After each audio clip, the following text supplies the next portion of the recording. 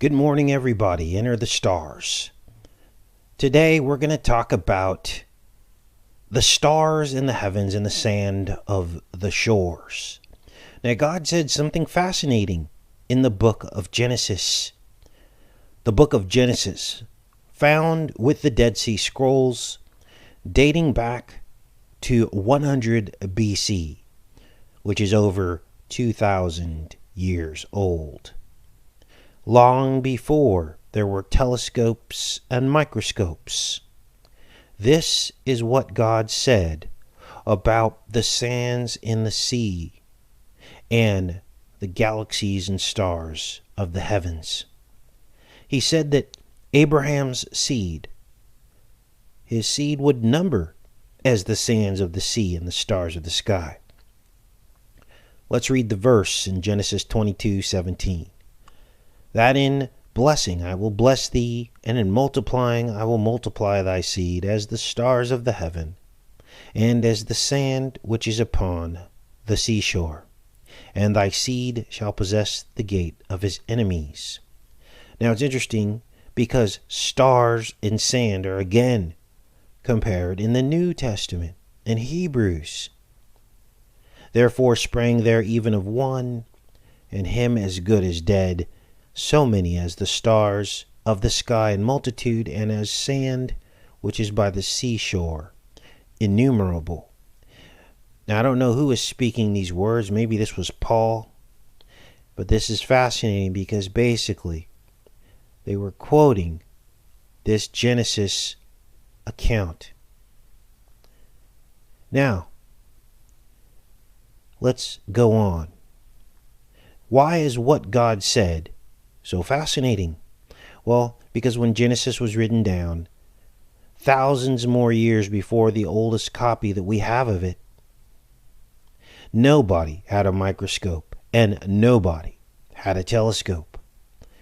But the one and only true God knew that the microscopic sand and telescopic galaxies are almost identical in shape and form. Let's take a look at some of these images. These are galaxies. I believe these are Hubble Space Telescope galaxies. Some of these galaxies are viewable with normal telescopes, so this isn't something that NASA is lying to us about in this instance, because we can see some of these galaxies with our telescopes. Here are more galaxies here. This is called a barred spiral galaxy because it's got a bar across the middle of it and it spirals. Here are some images of galaxies here. And as you can see, there are a couple of different basic forms. The spiral, as well as these bars, or like almost looks like a stick. Okay? Those are the two basic forms of galaxies. Now there are other peculiar forms of galaxies, but one thing emerges. One truth. And that is that these spiral shapes mimic the spiral and bar shapes of microscopic sand, which is what you're looking at now. Now wrap your brain around that for a second. Before there were telescopes or microscopes, God was asserting his dominance and infinite wisdom of the things he had already created. And he basically told everyone, long before he knew they would discover it, that the shapes of the sand in the below and the galaxies of the above would be the same. Now, when I first discovered this truth about 3 years ago, because many of you that have been on the channel, this is your second or third time hearing this, I was fascinated. But sadly, with the cognitive dissonance and the attack on the Bible, a lot of people write this kind of information off. So it's my job to do my diligence and give you a detailed account of this miracle in the uncovering of deeper meanings of the Bible. And this is why we have to be so thorough in our work. So another fascinating truth emerges when we look at this, and that is that this sand that is at the seashore is, of course, suspended in the sea, right? And if we think about the upper waters of the heavens, which God says there's water up there, the galaxies are also suspended in water, just like sand. Now, I don't believe these galaxies are as massive as NASA tells us. But think about this for a second. Moving about above us are the galaxies in the tides of the heavens, in the tide of the heavenly waters, just like the tides down here below in the sands of the sea. In other words, above is the same as below. It's a nested reality, which is everything we've been talking about. How things are within things. Now we're going to go on because there's much, much more to the show. Some new revelations, some new insights. Just as the sands wash against the shore, the galaxies wash against the inner firmament. And I believe everything that we're seeing up there is inside of the firmament and much closer than we're told. But because of the telescoping effect, the lens effect, everything seems like it's so much further away. It's comparable to what you'd see when you go into a planetarium. And there's this giant dome ceiling. And they project the stars onto the top of this inside of the firmament of these stellariums, right? This is what I believe we're looking at. And so we've gone over this spiral pattern that's prominent, these barred patterns that are prominent. And so you begin to wonder, is this the gate? Are these gates? Is this why the enemy is so consumed with the spiral shape?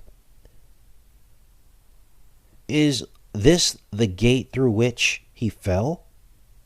And that fallen angels falling through these gates of galaxies down into the below? And they so badly want to go back through, but they cannot. When water drains, it spirals. And these are more clues about what galaxies actually might really be and the medium in which they sit. Water drains into a spiral. It's interesting because some of you I saw in the chat from Australia know that down there, water drains in the opposite spiral direction that it does in the northern hemisphere. And so there's some force acting upon that. Now, of course, we know what science tells us, but we want to prove these things for ourselves versus being told what it is that is actually going on. But something changes when you cross the equator. There's a reverse spiral motion of all draining water. Now, I've told you about the water and that water represents gates. So now you're starting to see all this come together. This spiral in the medium of water in the upper heavens, the water below spiraling down a toilet, for instance, or a drain. These are gates. And we also know that the elite call spirals gates as well. They use them as gates to evil, gates to hell, through unnatural acts and things like this, and abuse, MK Ultra. Now, I did some research because I also told you guys that when you're born into this world, you enter through a gate. And that the actual musculature of the uterus through which every child passes is the musculature is shaped in a spiral pattern. We covered that on several shows. It is a twisting spiral pattern in which when the child passes through the birth canal, they actually are twisted out by the doctor. They have to manually be twisted out, or they're born in a twisting motion through the birth canal. Now, this is fascinating because it confirms that something about this twisting motion is a gate. Remember, for everything God does that is good, the evil one has an evil counterpart, a knockoff, a protege. And so, just because a spiral is something evil to the elite and the evil one, it can be also the narrow gate back to heaven as well. And of course, the gate of birth into this world, into this time prison. Now, I've heard some other channels starting to talk about the time prison, and that's really good because we want to get the word out. We've talked a lot about the time prison on this channel for many years. We're locked in time. We're locked in the sine wave that goes up and down and around. Sine is sin. We are locked in sin. Children are born into sin. We're born into the sine wave through the spiral. And look at this. The umbilical cord is also a helical spiral. Now, when I discovered this the other day when I was putting together my show notes for this show, I was befuddled and speechless. Because everything that we're finding just keeps getting confirmed over and over and over again. This is the human umbilical cord. And it spirals into the child. Here's some other images of it here.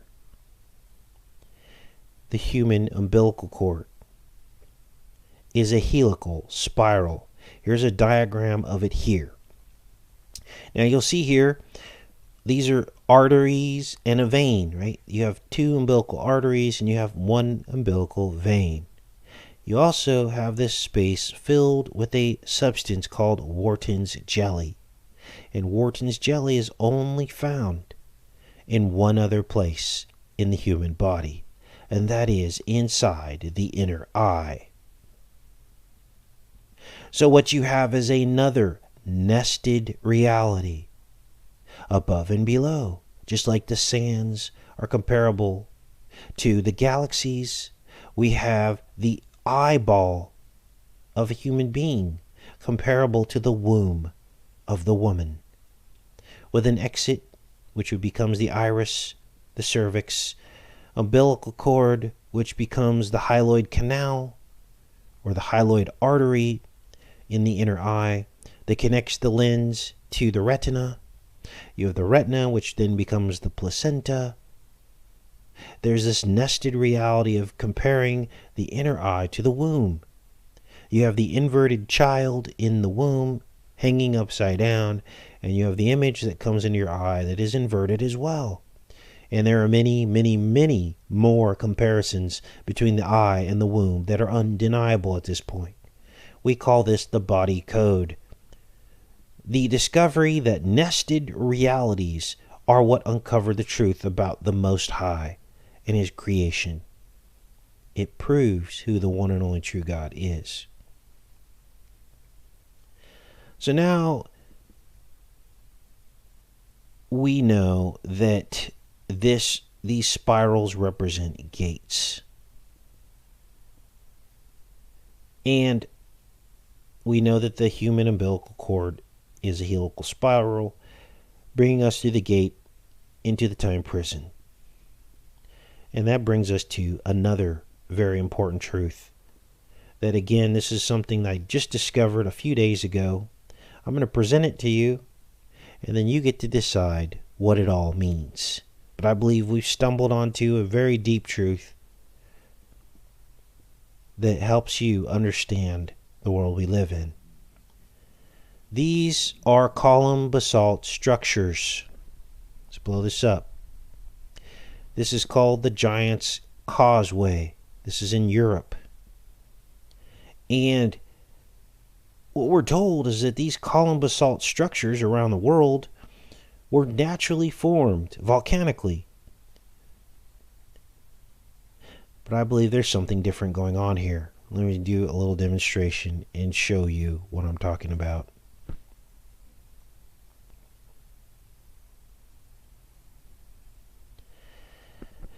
Look at the structure of this.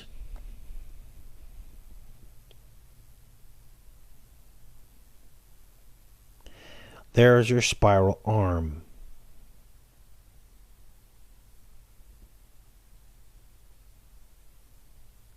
There is your spiral arm.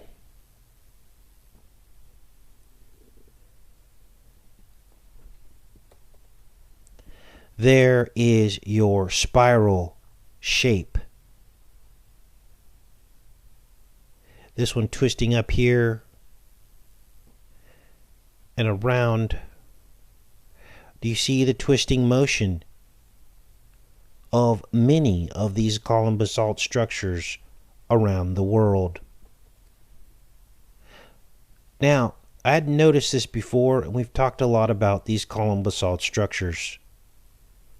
But this is amazing. They twist and they turn.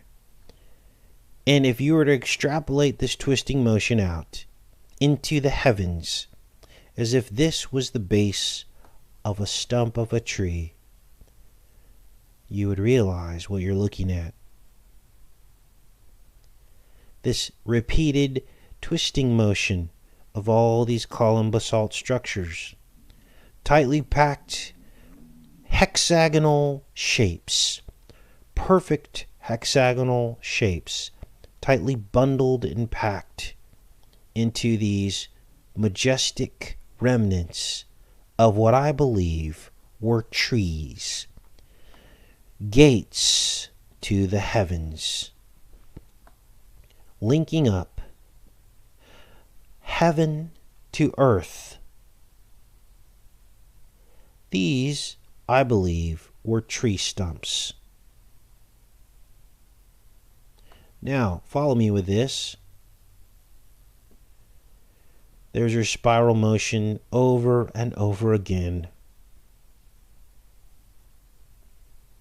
It's pretty undeniable when you really look at these column basalt structures that these are perfect hexagonal shapes spiraling up to the heavens. It's pretty obvious. And if you extrapolate this out, you can see that it is quite possible that these trees connected to the very galaxies. In other words, what if these were cut off, which is what the book of Enoch says could have happened. It says that the angels labored at the trees. This is in Enoch 66. The angels labored at the trees. These are the words that were used in the book of Enoch to describe an event that happened surrounding all the trees of earth. And that after they labored at the trees, this was right around the time of the flood, that God had to miraculously reseed the earth with different kinds of trees because the angels had labored at the trees and cut them all down. And maybe when they cut them here, the other half of the tree stump are the galaxies that you're seeing in the sky that once connected heaven to earth before the fall of man.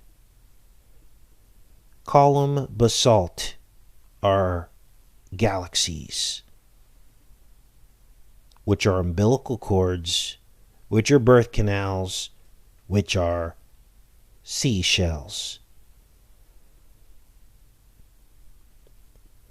And that's what I wanted to share with you guys today.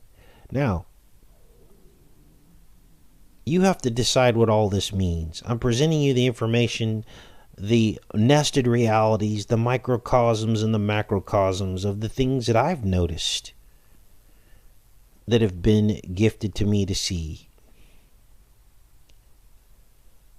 But of course, the rest is up to you. Let me go in the chat here and appreciate everybody that showed up to the show this morning. That's pretty much what I wanted to talk to you about today. And I can read in the chat for a bit. Looks like a couple hundred of you showed up to the show. and we can answer some questions before I take off today.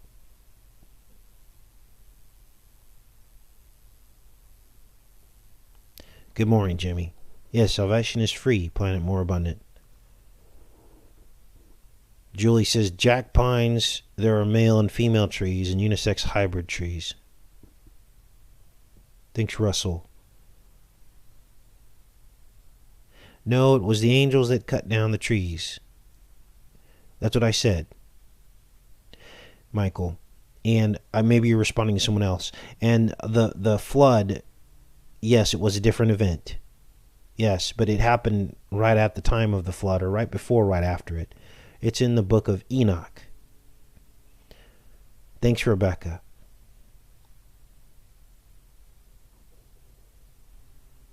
What does the needle mean in Sleeping Beauty? When she pricks her finger, asked Julie. That's a really good question. We did I think we did a decode on Sleeping Beauty. The spinning, what was the machine that they used that she was at? Spindle, right? It was a spindle. Well, that's a gate. And the pricking of the finger is blood sacrifice. And the needle is the eye of the needle. It's basically a mockery of the scripture that talks about a camel passing through the eye of a needle. I believe that that's what the true story of Sleeping Beauty represents. And then there was a thicket surrounding the castle. Wasn't she like high up in a castle? And I'll have to dig out that decode, because that was from like 5 years ago. But all these children's stories are coded with this occult stuff, okay? The thicket is the briar patch. That represents the crown of thorns. Why did Jesus wear a crown of thorns? Because when Adam fell, God said, you will toil in the dirt and then in the thorns, and you will, by the sweat of your brow, you will toil in the fields. Well, Jesus replaced that curse and did away with it. And instead of sweating, what did he do? The blood that came out when they put the crown of thorns on his head. So he was quite literally wearing the briar patch. He was wearing the crown of thicket of Adam's curse on the top of his head. And instead of spilling water and sweat, he spilt blood. Now it's interesting because when your water breaks, when you enter the gate of what we call this time prison through the act of birth, first comes the water, then comes the blood. First her water breaks, then the child passes through into this. Both are required to go through these gates. And Jesus took on that. He finished it. It is finished. So he bled from the briar patch that was placed upon his head, the crown of thorns. See, all of this stuff has meaning. And there are many other things that pointed forward to Christ ending the curse of the thickets and the thorn bushes. And there was the ram that was stuck in the thicket. Remember that? Well, what did that mean? Well, that was pointing forward to Jesus. He would be the ram or the Lamb of God, sacrificed inside the thicket. Right? All of this stuff points back to this stuff. Sean asks, would you like me to share a playlist of all your videos to your Facebook? That'd be great, Sean. I could appreciate all the help I can get. But just know that spirals are gates. They can be good or they can be bad. Through the devil's sacrifice, you go downward in the downward spirals and downward gates. And through belief in Christ, he's already made the sacrifice, you go up through the narrow gate. That's how this works. And all of this stuff was known before, but it's been lost. The enemy has hidden and distracted all of humanity. And some of this stuff is new information because God said knowledge would increase in the last days. Well, this is what he's talking about. Realizations and truths that no one had really considered before. Now, if you look on the left of your screen, you should see some comparisons that I showed of the galaxies, of twisted trees, column basalt tree stumps, and the umbilical cord, just demonstrating how this shape really is a gate in this nested reality that we live in. All right, what other questions do we have? Those are great questions. These are great questions. Love you guys.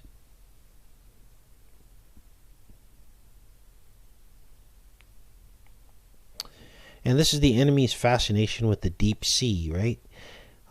This is why our entire reality of law is based on the ocean, right? A lot of channels have documented how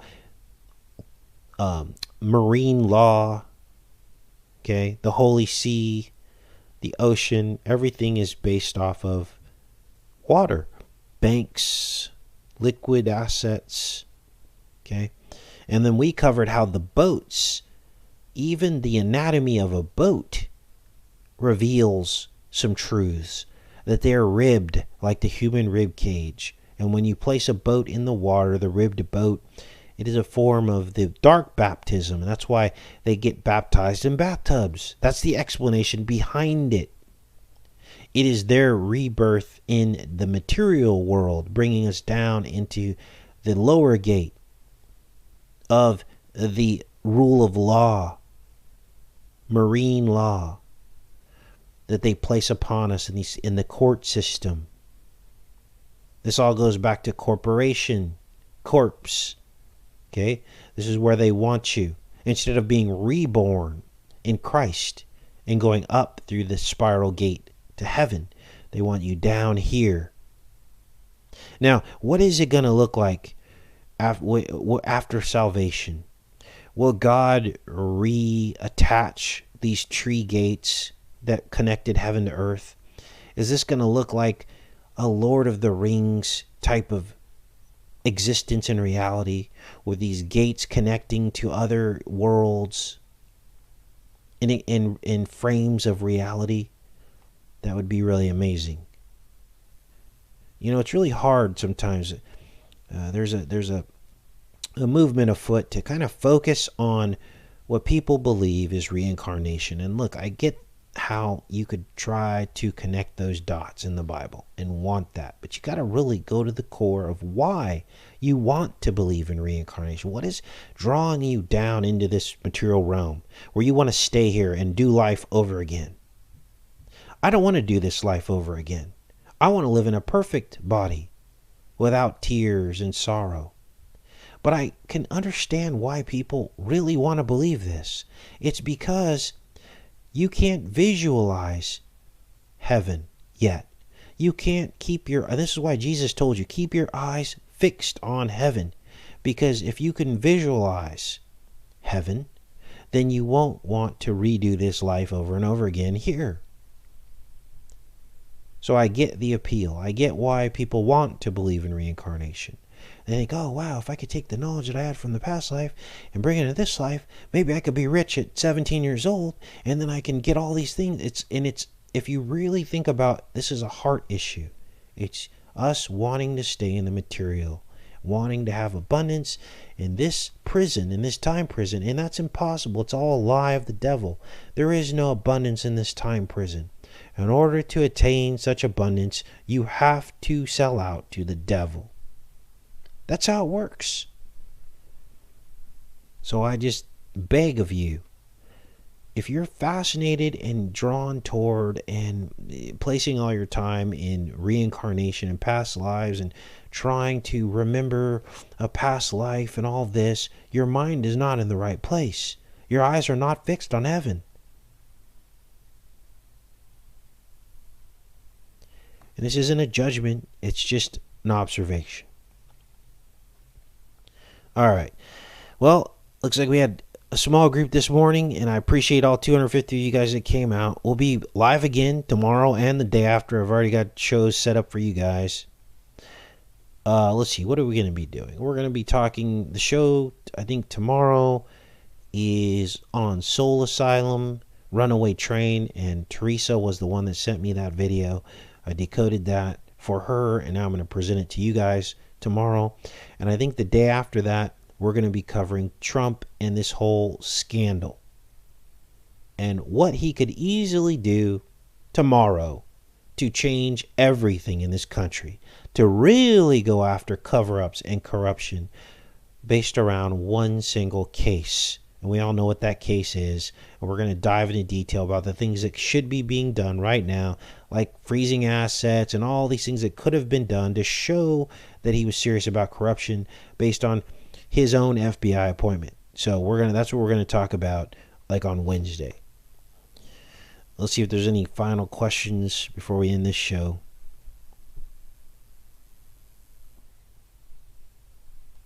Thanks to you guys as well. I love you guys. Hopefully, the purpose of some of these shows, like today's show, is to help edify you guys. It's not all gloom and doom. God is working through all the people on this channel to reveal these hidden truths and help knowledge increase in the last days to shore up your faith. And hopefully after today's show, your faith has been strengthened because you can reject the lies of the devil, reject his accusations, reject his lies that try to say the Bible's fake, or that it was written by men, or that it's not inspired by God, and this whole thing is just a control mechanism. You can reject that because I just showed you some deep scientific truths that are undeniable. Oh, but you wait. You're going to see in the comments, people are going to say, oh, well, the ancient Egyptians knew all this. It's a lie of the devil. They didn't know this. They didn't have telescopes. They couldn't see a tiny microscopic grain of sand that's a seashell. They didn't know this. So, don't buy into it. I think that's why I'm here. Is to help you guys in these last days to keep your faith. What's the alternative? The alternative is the agenda of the devil. That's the only alternative, you guys. Either you believe in God or you don't. Either you believe something's right or you don't. The whole moral foundation of the world is based on belief in God. So, I'll leave you guys with that. Hugs to everybody. Take care and be safe, you guys. Have a great day.